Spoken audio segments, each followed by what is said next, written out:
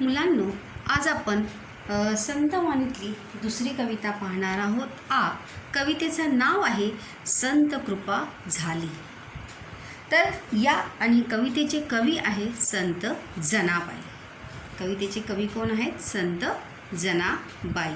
तर जनाबाई यांनी आपल्या या अभंगातून वारकरी संप्रदाय ही मंदिराची इमारत है. वारकरी संप्रदाय जो है, जो विट्ठल भगवान की, अभी देखो आषाढ़ी और कार्तिकी एकादशी में वहाँ पे पंढरपुर में वारकरी संप्रदाय के सभी लोग जो है एक महीना पहले से ही चलते हुए निकलते हैं और फिर आषाढ़ी एकादशी के दिन वहाँ पर जाके पहुँचते हैं.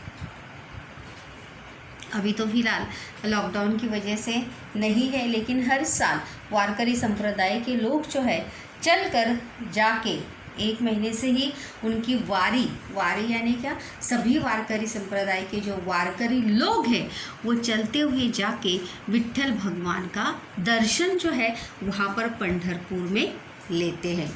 तो ऐसे ही वारकरी संप्रदाय की स्थापना कैसे हुई? वारकरी संप्रदाय जो है एक बहुत बड़ा संप्रदाय है जो वहाँ पर विट्ठल भगवान का गुणगान करता है, विट्ठल भक्ति को ज़्यादा महत्व वहाँ पर देता है. जितने भी संत हो गए उन्होंने अपने अभंगों के माध्यम से, अपने भजनों के माध्यम से, अपने प्रवचनों के माध्यम से वारकरी संप्रदाय की परंपरा, उनके विचार जो है लोगों तक पहुंचाने का प्रयास जो है वहाँ पर किया है. जिस प्रकार से बच्चों हम एक घर बांधते हैं, घर बांधते समय वहाँ पर घर बांधते समय हम अकेले घर बांधते हैं क्या? नहीं. उस घर बांधने में बहुत सारे लोगों का योगदान होता है. वहाँ पर लकड़ी सप्लाई करने वाला अलग होता है, मतलब एक उदाहरण के तौर पर मैं बता रही हूँ. वहाँ पर काम करने वाला अलग होता है, घर का डिज़ाइन बनाने वाला अलग होता है, छत बनाने वाला अलग होता है. ऐसे बहुत सारे लोग मिलकर एक घर का क्या करते हैं? निर्माण करते हैं. तो उसी प्रकार से बच्चों वहाँ पर संत जनाबाई ने भी वारकरी संप्रदाय की स्थापना कैसे हुई, उसका प्रचार और प्रसार किस प्रकार से हुआ, यही उन्होंने अपने इस अभंग के माध्यम से हमें बताया है. यहाँ पर देखो बोला भी, अगर प्रस्तावना में देखेंगे तो प्रस्तुत अभंगात संत बहिणाबाई यांनी महाराष्ट्रातील वारकरी संप्रदाय, जैसे मैंने अभी आपको बताया कि महाराष्ट्र में वारकरी संप्रदाय की बहुत ही महान और मोठी अशी परंपरा लाभलेली आहे. एक समूह का, समाज का एक बहुत बड़ा समूह जो है वो वारकरी संप्रदाय का है. संप्रदाय रूपी इमारत उभारणीमध्ये संतांचा मोलाचा वाटा आहे. मोलाचा म्हणजे काय? महत्त्वाचा. जितने भी संत हो गए, फिर चाहे वो संत एकनाथ हो, संत तुकाराम हो, संत ज्ञानदेव हो, संत नामदेव हो, ऐसे सभी संतों ने मिलकर अपना योगदान देते हुए उन्होंने वारकरी संप्रदाय का प्रसार प्रचार जो है पूरे विश्व में, पूरे देश में उन्होंने किया है. और इसी का वर्णन जो है संत जनाबाई ने अपने इस अभंग में किया है. इसीलिए तो उन्होंने अभंग का नाम क्या बोला है? संत कृपा झाली. चला तर पाहूया, आपण अभंग पाहूया. संत कृपा झाली इमारत फळा आली. संत कृपा झाली इमारत फळा आली. ज्ञानदेवे रचिला पाया उभारिले देवालया. ज्ञानदेवे रचिला पाया उभारिले देवालया. नामातयाचा किंकर तेने रचिले ते आवार. नामातयाचा तो किंकर त्याने रचिले ते आवार. जनार्दन एकनाथ खांब दिधला भागवत. जनार्दन एकनाथ खांब दिधला भागवत. तुका झालासे कळस तुका झालासे कळस भजन करा सावकाश, तुका झालासे कळस भजन करा सावकाश. बहिणी म्हणे फडकती ध्वजा, बहिणी म्हणे फडकती ध्वजा. बहिणी म्हणजे कोण? जनाबाई, संत बहिणाबाई, संत बहिणाबाई म्हणतात की बहिणी म्हणे फडकती ध्वजा निरूपणा केले बोजा. बहिणी म्हणे फडकती ध्वजा निरूपणा केले बोजा. तर या प्रत्येक ओळीमधून संत बहिणाबाई यांनी काय सांगितलं आहे बघा. संत बहिणाबाई म्हणतात की वारकरी संप्रदाय रूपी मंदिराची उभारणी कशी झाली हे सांगतात. बहिणाबाई म्हणतात संत कृपेमुळे, संत कृपा झाली इमारत फळा आली. फळा येणे म्हणजे सफल होणे, हा वाक्यप्रचार आहे. फळा येणे म्हणजे सफल होणे. काय आहे अर्थ? फळा येणे म्हणजे सफल होणे, यशस्वी होणे. संतांची कृपा झाली त्यामुळे वारकरी संप्रदाय रूपी इमारत जी आहे ती काय झालेली आहे? पूर्ण झालेली आहे. इमारत पूर्ण झाली यानी क्या? वारकरी संप्रदाय की स्थापना जो है वो हुई. किसकी वजह से? संतों की कृपा की वजह से, सभी संतों की प्रयासों की वजह से, उन्होंने जो अपना योगदान दिया है उनकी वजह से वारकरी संप्रदाय की स्थापना हुई. इसीलिए वो कहते हैं कि संत कृपा झाली इमारत फळा आली. त्यानंतर पुढे पाहूया. ज्ञानदेवे रचिला पाया. आता कौन कौन से संत ने क्या क्या योगदान यहाँ पर दिया है, प्रश्न पण आहे. पाया रचला कोणी, मतलब नींव किसने रखी. पाया रचला कोणी. बघा, ज्ञानदेवे रचिला पाया. कोणी रचला पाया? संत ज्ञानेश्वरांनी पाया रचला. ज्ञानदेव म्हणजे कोण? संत ज्ञानेश्वर. संत ज्ञानेश्वरांनी वारकरी संप्रदायाचा पाया रचलेला आहे. आणि उभारिले देवालया. उभारिले देवालया मतलब इस वारकरी संप्रदाय की स्थापना उन्होंने की, उसकी नींव उन्होंने रखी और वारकरी संप्रदाय की स्थापना उन्होंने की. आणि हे वारकरी संप्रदायाचे देऊळ या मंदिर जो है वो उन्होंने निर्माण किया. इसीलिए कहा है कि ज्ञानदेवे रचिला पाया उभारिले देवालया. संत ज्ञानेश्वर ने वारकरी संप्रदाय की स्थापना की और ये वारकरी संप्रदाय का मंदिर जो है वो खड़ा हुआ, निर्माण हुआ. पुढे पाहूया. कोणी रचला पाया? ज्ञानेश्वरांनी. कोणी रचला? संत ज्ञानेश्वरांनी. प्रश्न पण आहे, पाया कोणी रचला? संत ज्ञानेश्वरांनी. नामातयाचा किंकर. किंकर यानी भिंतीचा दगड, पत्थर. अभी जब हम दीवार बांधते हैं तो दीवार मिट्टी होती है, पत्थर होता है, तभी घर की क्या बनती है? दीवार वहाँ पर खड़ी होती है. नामातयाचा किंकर तेने रचिले ते आवार. आवार म्हणजे गाभारा, प्रांगण. घर के अंदर का जो हिस्सा है उसका निर्माण जो है वो किसने किया? संत नामदेव ने. किसने किया है? संत नामदेवांनी त्याचा निर्माण केलेलं आहे.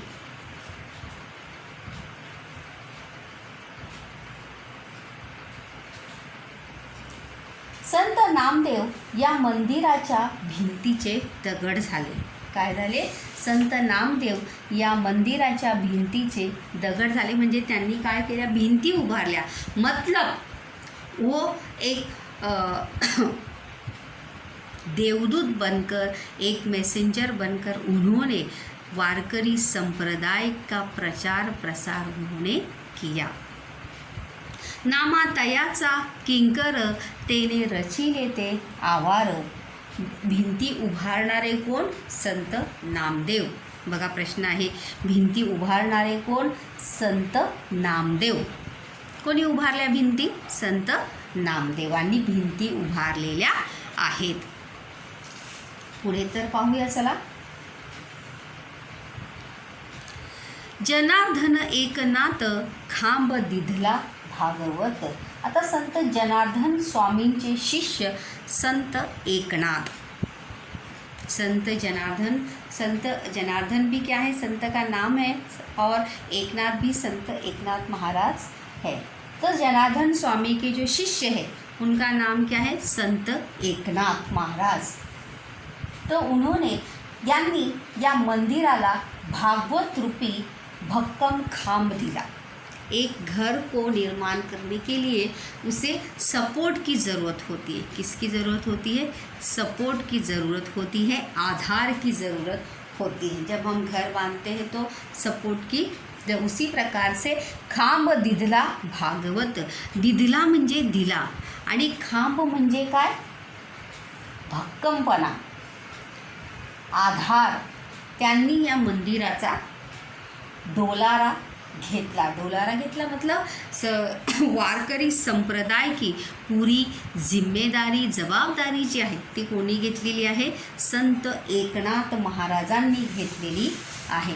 प्रश्न पण आहे बघा, खांब होणारे कोण, संत एकनाथ महाराज. खांब होणारे कोण, संत एकनाथ महाराज.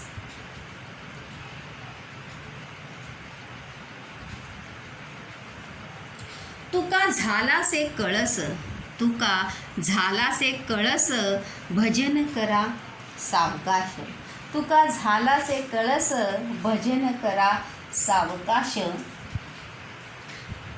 संत तुकारामांनी तर या देवळाला कळस चढ़वला. कळस चढ़वला मतलब मंदिर के देखो सबसे ऊपर जो है कलश होता है, मनोरा जो असतो त्याचा, तो चढवला. म्हणजे त्यांचे कार्य उत्तुंग ठरले. यांनी या मंदिरात विठ्ठलाचे भजन सावकाश म्हणा या भक्तिभावाने या मंदिराची पूजा करा. कळस चढ़वणे इसका अर्थ दूसरा है कि प्रसार करणे, प्रचार करणे. कळस चढवणे हा एक वाक्यप्रचार आहे, त्याचा अर्थ आहे की प्रसार चढवणे. तुका झालासे कळस, भजन करा सावकाश. संत तुकारामांनी तर या देवळाला कळस चढवला. कोणत्या देवळाला, वारकरी संप्रदाय रूपी इस मंदिर को उन्होंने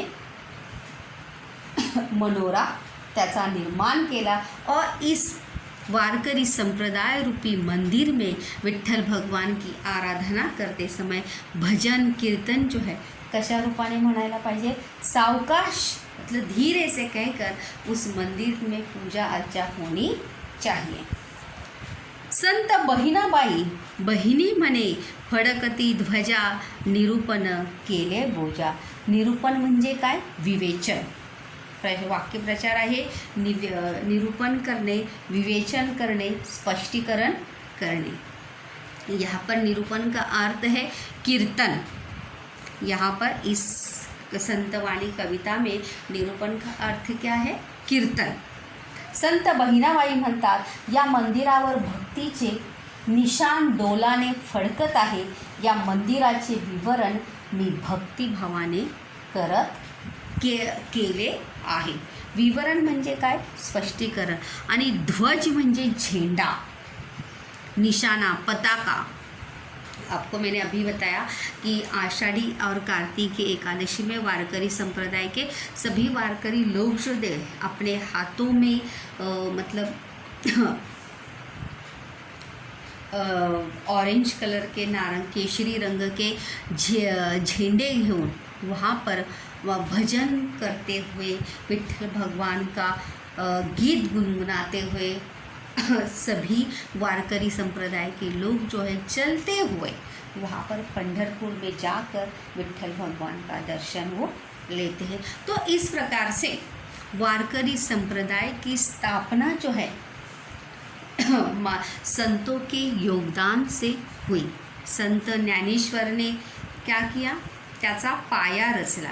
काय रचला आहे संत ज्ञानेश्वरांनी, त्याचा पाया रचलेला आहे.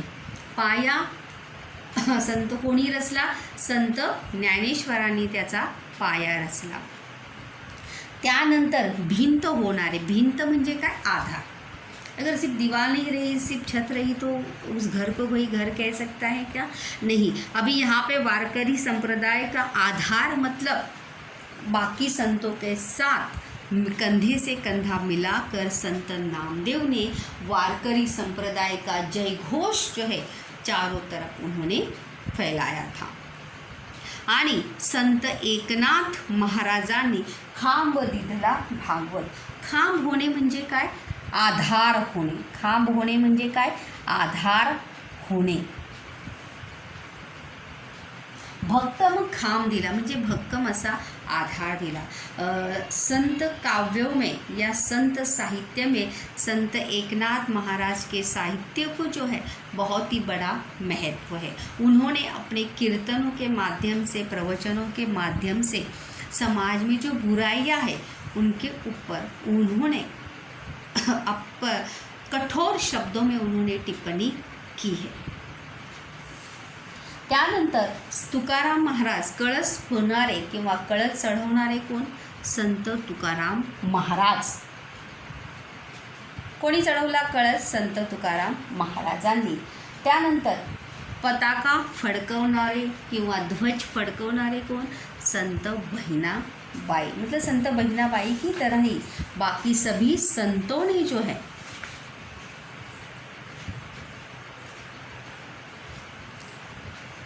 बोजा, यानी यहाँ पर अर्थ है छान। बोजा का अर्थ क्या है यहाँ पर? छान, सरस, तालेवार। अच्छा, बोजा बोजा का दुसरा अर्थ ओझे सुद्धा होऊ शकतं। फडकती म्हणजे लहरणे। दुसरा एक आपण प्रश्न पाहूया। इमारत का यहाँ पर अर्थ है कि वारकरी संप्रदाय, ये बात याद रखिए आप सभी। इमारत यानी इमारत का निर्माण नहीं, वारकरी संप्रदाय का निर्माण करने में कौन कौन से संतों ने क्या क्या अपना योगदान दिया है, यही इस अभंग में संत बहिणाबाई ने यहाँ पर हमें बताया है। इसीलिए तो अभंग का नाम है संत कृपा झाली। मतलब संतों की कृपा हुई और महान ऐसे वारकरी संप्रदाय की स्थापना हुई। जैसे कि मैंने अभी बताया आपको कि बहुत बड़ा एक जन समूह जो है वो वारकरी संप्रदाय को मानता है या वारकरी संप्रदाय का अनुकरण करता है। प्रश्न बघूया आपण बघा या ठिकाणी। पाया रचणे, पाया रचनेचा अर्थ काय आहे? वारकरी संप्रदायाची स्थापना केली। काय अर्थ आहे? वारकरी संप्रदायाची स्थापना केली। कोणी केली? संत ज्ञानेश्वरांनी। त्यानंतर आहे आवार रचणे, म्हणजे परिसर प्रचाराने व्यापक केला। आवार रचने यानी क्या? परिसर प्रचाराने व्यापक केला। मतलब संत नामदेव ने वारकरी संप्रदाय का प्रसार और प्रचार चारों तरफ उन्होंने किया। उसके बाद एक खांब होणे। होणारे कोण? संत एकनाथ महाराज। कोण आहे? संत एकनाथ महाराज। संप्रदायाला गुरुकृपेने बळकट केले। मतलब जैसे हमें हमेशा गुरु की या मार्गदर्शक की क्या होती है? आवश्यकता होती है। तो वहाँ पर खांब होनारे कौन? संत एकनाथ महाराज। तो उन्होंने अपनी कृपा दृष्टि से, अपने ज्ञान से सभी संतों को मार्गदर्शन किया और वारकरी संप्रदाय का को जो है एक प्रबल ऐसा स्थान जो है समाज में प्राप्त करके दिया। त्यानंतर आहे कळस चढवणे। कळस चढवणे म्हणजे परिपूर्ण वैभवापर्यंत पोहोचवणे। जैसे कि मैंने अभी कहा था, अगर आपने देखा होगा मंदिर जो है अंदर जाके हम देखते तभी हम मंदिर देखते, लेकिन जो मंदिर का जो कलश यानी जो सबसे ऊपर जो रहता है बाहर से, उसे देखकर ही हम जान लेते हैं की अंदर मंदिर जो है वो कैसे होगा। तो म्हणजे परिपूर्ण वैभवापर्यंत पोचवला तो कोणी? संत तुकाराम महाराजांनी। मतलब संत तुकाराम महाराज ने वारकरी संप्रदाय को अपने ज्ञान से परिपूर्ण यानी क्या, अपने ज्ञान से ज्ञानामृत करते हुए सभी संतों का मार्गदर्शन करते हुए उन्होंने सभी संतों को जो है और वारकरी संप्रदाय को जो है एक वैभव संपन्नता जो है संत तुकाराम ने वहाँ पर प्राप्त करके दी। कळस चढवणे म्हणजे काय, परिपूर्ण वैभवापर्यंत पोहोचवणे, मतलब एक स्थान प्राप्त करके देना। इसीलिए तो आज वारकरी इतने समय के बाद भी, आज तो हमें वर्तमान समय में संत दिखाई नहीं देते हैं, लेकिन फिर भी आज भी वारकरी संप्रदाय के लोग, वारकरी संप्रदाय को मानने वाले, उसका अनुकरण करने वाले बहुत ज़्यादा लोग जो है आज भी हमें देखने को मिलते हैं, जो वारकरी संप्रदाय की परंपरा को आगे लेके जा रहे हैं। जैसे कि मैंने पंढरपुर का नाम आपको बताया, पंढरपुर ये शहर जो है विट्ठल भगवान के मंदिर के लिए बहुत, आपने सुना भी होगा, जाना माना है, और वहाँ पर ज़्यादा से ज़्यादा वारकरी लोग ही आपको देखने के लिए मिलेंगे। भारत के महाराष्ट्र के कोने कोने में तो रहते ही है, लेकिन 50% लोग जो है वहाँ पर आपको पंढरपूरमध्ये राहताना आपल्याला दिसते। तर अशा प्रकारे संतांची कृपा होते आणि किसकी स्थापना हुई, वारकरी संप्रदाय की स्थापना यहाँ पर हुई। प्रश्न देखिए कि संतांचे कार्य नेहमीच मार्गदर्शक असते। संतों का कार्य जो है हमेशा ही क्या होता है, मार्गदर्शक होता है। इसके बारे में आपके विचार जो है वह स्पष्ट कीजिए, मतलब आपकी राय। मैंने पहले पोएम में भी आपको बताया था कि स्वमत के प्रश्न जो हैं हमें पूछे जाते। स्वमत यानी आपको क्या लगता है। त्यानंतर वारकरी संप्रदायाविषयी तुम्हाला असलेली माहिती लिहा, किंवा वारकरी संप्रदायाच्या आत्ताची परिस्थिती काय आहे, आज की वर्तमान परिस्थिती जो है वो क्या है वो बताइए। त्यानंतर या कवितेत आलेल्या संतांची नावे, इस कविता में आए हुए संतों के नाम, संत ज्ञानदेव, त्यानंतर संत नामदेव, संत एकनाथ, संत तुकाराम आणि संत बहिणाबाई असे संत जे आहेत या कवितेमध्ये आलेले आहेत। तर अशा प्रकारे तुम्ही म्हणजे जिस प्रकार से संतों की कृपा से एक वारकरी संप्रदाय की स्थापना हुई, नींव रखी गई, और उसका प्रसार प्रचार संतों ने इतना किया कि इतना समय बीतने के बाद भी आज भी हमें वारकरी संप्रदाय की परंपरा जो है उनको मानने वाले लोग हमें देखने को मिलते। त्यानंतर दुसरा एक प्रश्न आहे, संत तुकारामांचे सामाजिक कार्याबद्दल माहिती लिहा। संत तुकाराम जो है एक महान संतों में से एक संत जो है हमें देखने को मिलते हैं। संत तुकाराम हे एक महान असे संत होऊन गेले। त्यानंतर सहसंबंधाचा प्रश्न आहे, संत ज्ञानेश्वर पाया, संत नामदेव किंकर, किंकर म्हणजे काय, दगड, पत्थर, संत एकनाथ खांब आणि संत तुकाराम कळस। तर अशा प्रकारे मुलांनो आपण संत कृपा झाली हा अभंग पाहिलेला आहे, की ज्या अभंगामध्ये वारकरी संप्रदायाची स्थापना, तिचा प्रसार, त्याचे वैभव आपण पाहिलेलं आहे।